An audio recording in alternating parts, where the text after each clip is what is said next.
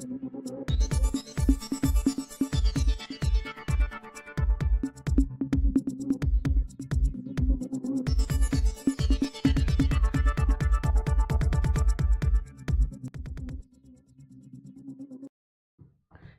एक बार फिर हम और आप चलते हैं एक नई यात्रा पर।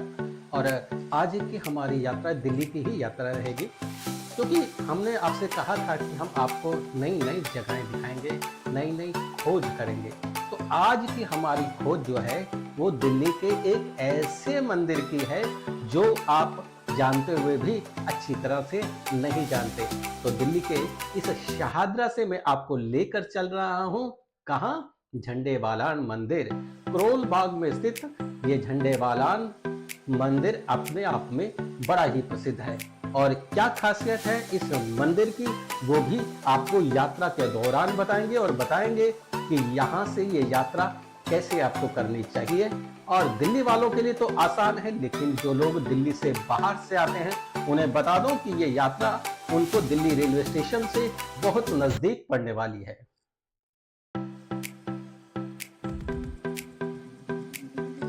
चलिए आपको बता दूं कि यदि आप मेट्रो से भी आना चाहते हैं तो झंडेवालान मंदिर के नज़दीक झंडेवालान मेट्रो स्टेशन भी है, जिसके माध्यम से आप बड़ी आसानी से दिल्ली के प्रत्येक कोने से यहाँ पहुँच सकते हैं। और ये झंडेवालान मंदिर से मात्र थोड़ी सी आधा किलोमीटर की दूरी पर स्थित है।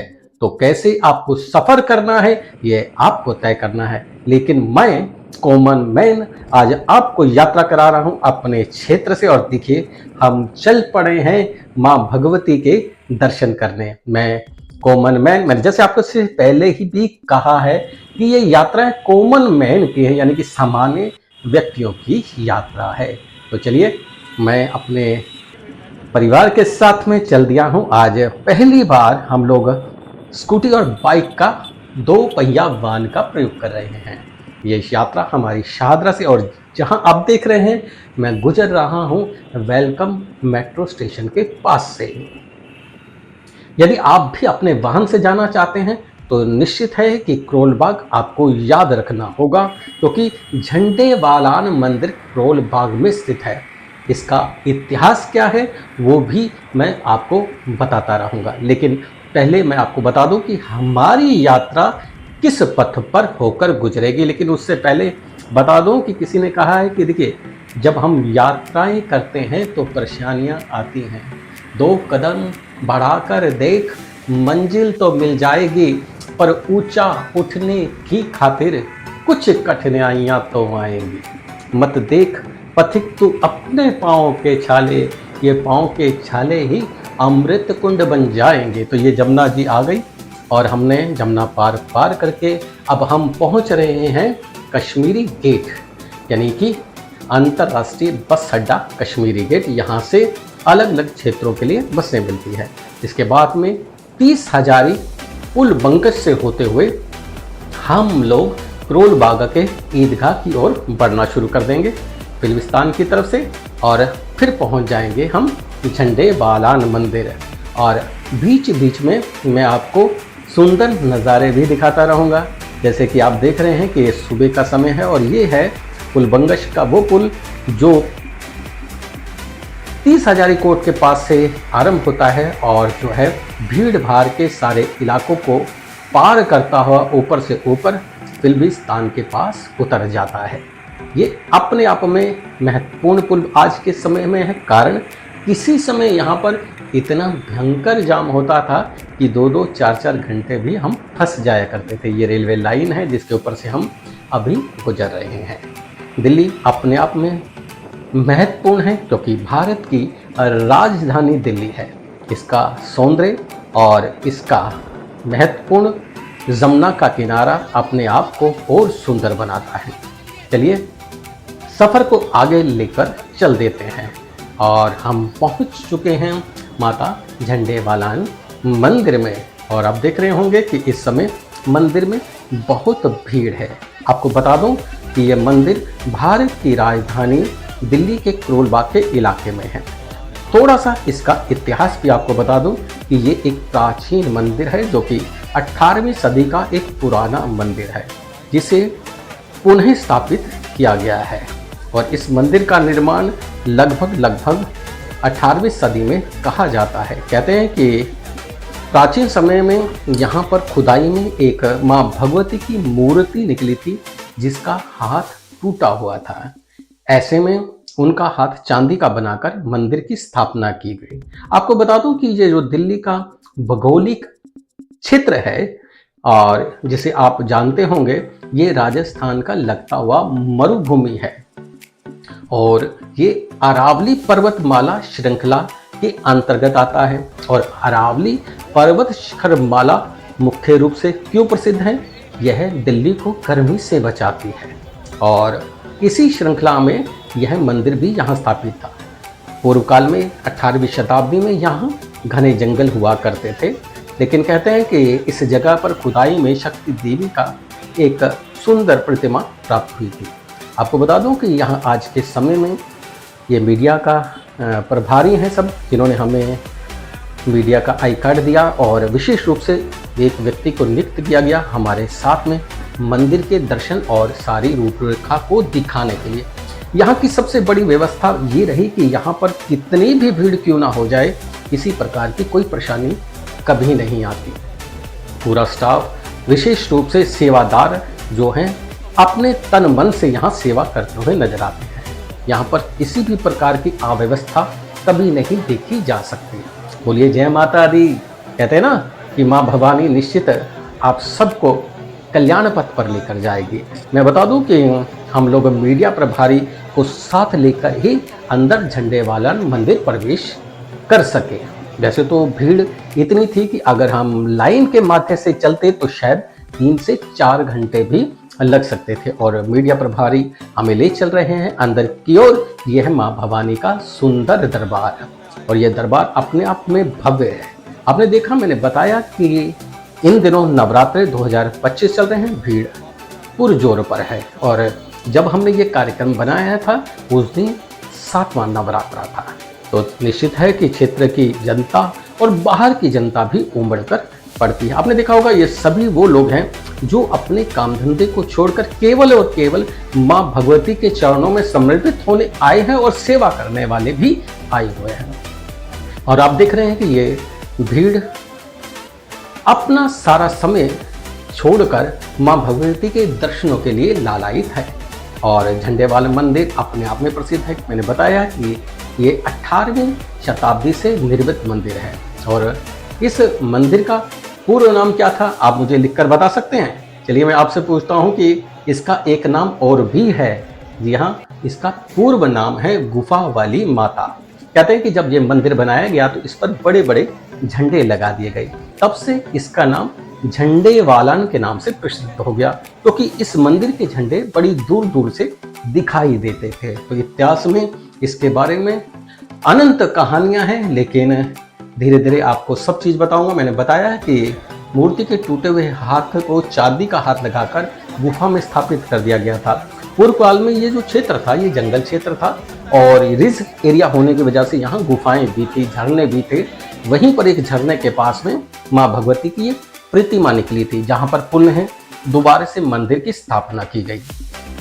और आप देख रहे हैं माँ भवानी के यहाँ दर्शन। ये माँ भवानी है और दुर्गा रानी अपने पूर्ण स्वरूप में सजे हुए मंदिर स्वरूप में विराजमान है। और धीरे धीरे आप देखेंगे कि मंदिर का वैभव आपको और दिन ब दिन बढ़ता हुआ नजर आएगा।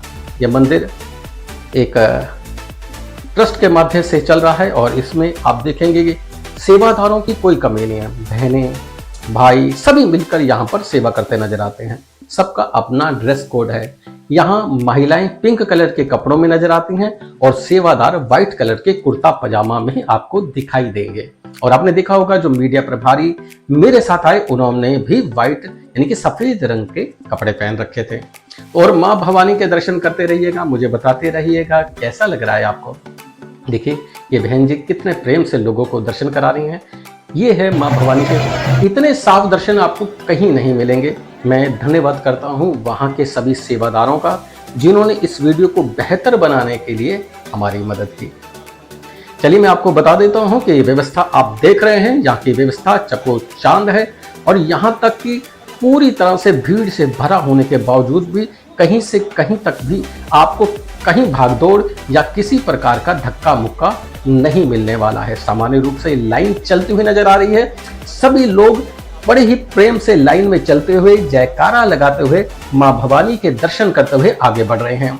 यह मंदिर करोल बाग में स्थित है। और जो लोग दिल्ली से बाहर से आ रहे हैं उन्हें बता दूं कि नई दिल्ली रेलवे स्टेशन के मात्र 3 किलोमीटर और दिल्ली का शान कहा जाने वाला कनॉट प्लेस से भी लगभग 3 किलोमीटर पर यह मंदिर स्थित है। और आप बड़ी आसानी से रिक्शा या मेट्रो के द्वारा यहाँ पहुंच सकते हैं। आए दिन यहाँ पर भीड़ नहीं मिलेगी, लेकिन विशेष रूप से आपको बता दूं कि भीड़ नवरात्रों की वजह से ज़्यादा हो सकती है। यदि आप बाहर से भी आ रहे हैं तो भी कभी भी यहाँ दर्शन के लिए आ सकते हैं। लेकिन नवरात्रों में तो भीड़ मिलना निश्चित ही है, लेकिन जो आनंद माँ भगवती का नवरात्रों में दर्शन का है, अन्य दिनों की अपेक्षा मुझे लगता है ज़्यादा उत्तम है। देखिए आप, भीड़ होने के बावजूद लाइन कितने प्रेम से आगे बढ़ रही है। व्यवस्था को देखने के लिए सभी सेवादार अपने कार्य में लगे हुए हैं। और सबसे बड़ी बात ये कि यहाँ पर आपको चाय पानी की निःशुल्क व्यवस्था, जूता स्टैंड की व्यवस्था, यहाँ तक कि हेलमेट को भी संभाल कर रखने की व्यवस्था मिल जाएगी। धीरे धीरे मैं आपको सारी चीज़ें दिखाता रहूँगा और आप भी धीरे धीरे आगे बढ़ते रहिए और जय माता दी बोलते रहिएगा। चलिए देखते रहें। अब हमने दर्शन कर लिए हैं, अब हम बाहर की ओर निकल रहे हैं। ये जो रास्ता आप देख रहे हैं, ये मंदिर से हमें बाहर की ओर ले जाता है। बाहर यानी कि जहाँ से हम आए थे, हमने यात्रा आरंभ की थी, वहाँ से फिर हमें प्रसाद इत्यादि भी मिलेगा। ये सारी चीज़ें मैं आपको दिखाऊंगा। देख रहे हैं पिंक कलर से कितना सुंदर माँ भवानी का दरबार सजाया हुआ है। और ये व्यवस्था पूरे नवरात्रों में इसी प्रकार आपको देखने को मिलेगी। और ऐसा नहीं है कि माँ भवानी की केवल मूर्तियां हैं, यहाँ बहुत सारी और मूर्तियां भी हैं। और विशेष रूप से यहाँ पर आपको माँ भवानी के दर्शन के लिए लोग यहाँ पर आते हैं। और आप देख रहे होंगे कि अब हम लोग बाहर की ओर आ चुके हैं और बाहर आकर हम आपको जूता स्टैंड, चाय की व्यवस्था और अन्य चीज़ों को भी दिखाएंगे। और ध्यान रखिएगा, यहाँ पर जब भी आप आएँ तो अपने कीमती सामान की रक्षा आपको स्वतः करनी है, क्योंकि प्रशासन और सेवादार इसके लिए जिम्मेवार नहीं होंगे। कारण कि भीड़ के बीच में कौन सा व्यक्ति कैसा हो ये नहीं कहा जा सकता। देखिए, आपको अपना ध्यान खुद रखना है। अब ये देख रहे हैं आप, ये वो स्थान है जहाँ पर बाहर निकलने के बाद आपको प्रसाद वितरण किया जाता है। सभी लोग यहाँ पर बड़े प्रेम से पंजीरी का प्रसाद, देसी घी से बना हुआ ये प्रसाद है। इसकी महक इतनी खूबसूरत है, इतनी सुंदर है, इतनी महक की वजह से मुझे तो ऐसा लगा कि मुझे और ले लेना चाहिए। लेकिन मैंने देखिए प्रसाद लिया है और अब हम लोग प्रसाद वालों से भी देख रहे हैं कितने प्रेम से। किसी के लिए भी किसी तरह का द्वेष भाव यहाँ नहीं मिलने वाला है, ना अमीर ना गरीब। सभी लोग लाइन में लगकर यहाँ चाय का प्रसाद और आपको साथ में रस मिलेगा और आप बड़े प्रेम से इस नाश्ते का पान कर सकते हैं। ये व्यवस्था इसी तरह से लगातार चलती हुई आपको मिलने वाली है। भीड़ कितने भी हो, यहाँ से कोई भी व्यक्ति बिना प्रसाद के जाता हुआ मैंने नहीं देखा है। और सभी लोग जो यहाँ आ रहे हैं पूर्ण रूप से आनंद लेते हुए नजर आ रहे हैं। मैंने बताया ना, एक चीज़ और बताता हूँ कि एक धर्मपरायण व्यक्ति थे जिनका नाम था बद्रीदास। उन्हें स्वप्न में यहाँ पर एक झरने के मध्य से प्राचीन मूर्ति के दर्शन हुए थे। उन्हीं ने यहाँ पर माँ भवानी के इस मंदिर का जो है स्थापना की। तो इसका इतिहास बहुत लंबा है और इस छोटे से कार्यक्रम में मैं आपको उसका इतिहास बताने का प्रयास करूं तो काफी समय लग जाएगा।